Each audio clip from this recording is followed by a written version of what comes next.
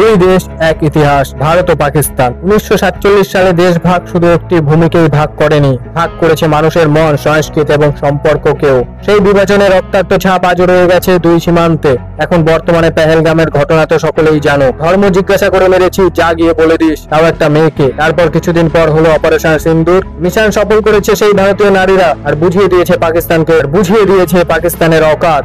বাইরের শত্রুদের জন্য তো বীর সেনারা আছে, কিন্তু ভিতরের শত্রুদের জন্য কে আছে? কে আঙুল তুলবে? কে তাদেরকে নিয়ে কথা বলবে? চলো আজ ভিতরের শত্রুদের নিয়ে কথা বলা যাক। আজ কথা বলবো তাদের নিয়ে যারা ভারতের নুন খায় আর পাকিস্তানের গুণ গায়। ভারতের ক্ষতি তাদের চোখে পড়ে না, চোখে পড়ে পাকিস্তানের ক্ষতি। ভারতের সাধারণ মানুষকে মেরে ফেলছে, তখন ইটস ওকে।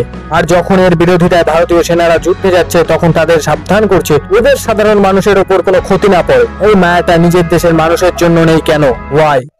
এর উপর আছে কিছু ইনফ্লুয়েন্সার যারা ভারতীয় হয়ে কাচ্ছে পাকিস্তানের জন্য। তারা আসলে ঠিক এরকম, নিজের বাপ তার কাছে বাপ না, বাপ হচ্ছে পাশের বাড়ির কাকা। কি বলবো বলিউডের তারকাদের নিয়ে, সিনেমাতে তারা হিরো আর রিয়েল লাইফে তাদের হাত কাঁপে, একটা সামান্য পোস্ট করতে পারে না আমাদের বীর সেনাদের উদ্দেশ্যে।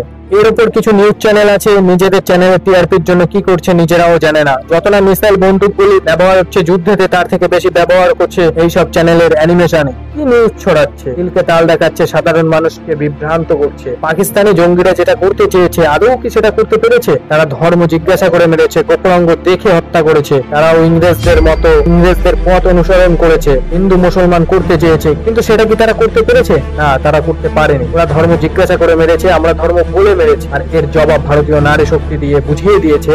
তার মধ্যে কর্নেল সোফিয়া কুরেশি বলেছেন, আমি মুসলমান, আতঙ্কবাদী না। সব মুসলমান আতঙ্কবাদী না, আতঙ্কবাদীদের ধর্ম হয় না। আমি মুসলমান, কিন্তু আতঙ্কবাদীদের মারার জিগরা রাখি। সে বুঝিয়েছে সকলকে, এই ভারত সেই ভারত না যেখানে তোমরা যা করতে চাইবে তাই করতে পারবে। এই আঘাতেও পাকিস্তান শোধরায়নি। তারা ফেক নিউজ ছড়াচ্ছে, তাদের নোংরা কূটনীতি ব্যবহার করছে, কিন্তু তার যোগ্য জবাব দিয়েছে ভারতীয় সেনা। ভারতীয়রা যুদ্ধ করতে চায় না, তাতেই পাকিস্তানের এই অবস্থা। আর যুদ্ধ চাইলে পাকিস্তান তো থাকবেই না। আর পাকিস্তান নিজেরাও জানে তারা সামনাসামনি কখনো যুদ্ধ করতে পারবে না, তাদের আর্থিক অবস্থা এতটাই খারাপ। তারপরেও তারা এই নোংরামো করবেই করবে। এখনো অব্দি জঙ্গি আড্ডাতেই অ্যাটাক করা হয়েছে। এরপরও যদি না শোধরায়, তাহলে পুরো পাকিস্তানি কাঁদবে। তখন বলতে পারবে না যে ভারত সাবধান করেন।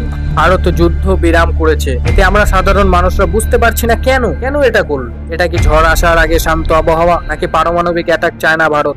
এটা একটা ভাববার বিষয়। আমরা প্রথমে পারমাণবিক অ্যাটাক করতে পারবো না, যদি ওরা অ্যাটাক করে তাহলেই আমরা করতে পারবো। তাহলে কি ভারত এই অ্যাটাক আদৌ কি এই অ্যাটাক যাতে না করতে হয় তার জন্যই বিরাম, নাকি ঝড়ের আগে শান্ত আবহাওয়া? এটা বুঝতে পারছি না। ওদিকে আবার আমেরিকা বলেছিল যুদ্ধ হোক, এখন বলছে যুদ্ধ যাতে না হয়। আমেরিকা তো স্বার্থ ছাড়া কিছুই বোঝে না, এর পেছনেও স্বার্থ আছে। যুদ্ধ হলে ভারতের আর্থিক অবস্থা নিচে নামবে, তাহলে অস্ত্র শস্ত্র কি দিয়ে কিনবে? ব্যবসার দিকে তো ভারতের সঙ্গে সম্পর্ক ভালো। ওদিকে পাকিস্তানকে আবার আমেরিকা লোন দিয়েছে, যুদ্ধ হলে তো পাকিস্তানই থাকবে না, তাহলে লোন শোধ কে করবে? ওই জন্যই তো আমেরিকা যুদ্ধ বন্ধ করতে চাইছে, কিন্তু ভারত কারোর ইশারায় চলে না। এটা এখন আমেরিকাকেও বুঝতে হবে। এখন যুদ্ধই সমাধান, যুদ্ধে দুই দেশেরই ক্ষতি হবে। যদি যুদ্ধ ছাড়া সমাধান হয় তাহলে সেটাই বেশ। তার মানে এটা না যে আমরা যুদ্ধে ভয় পাই। ভালো থাকবেন, সুস্থ থাকবেন, দেশের পাশে থাকবেন। দেখা হবে পরে আবার একটা ভিডিও নিয়ে। আর কমেন্টে জয় হিন্দ বলে যান এবং সাবস্ক্রাইব করে দিন এরকম ভিডিও দেখার জন্য।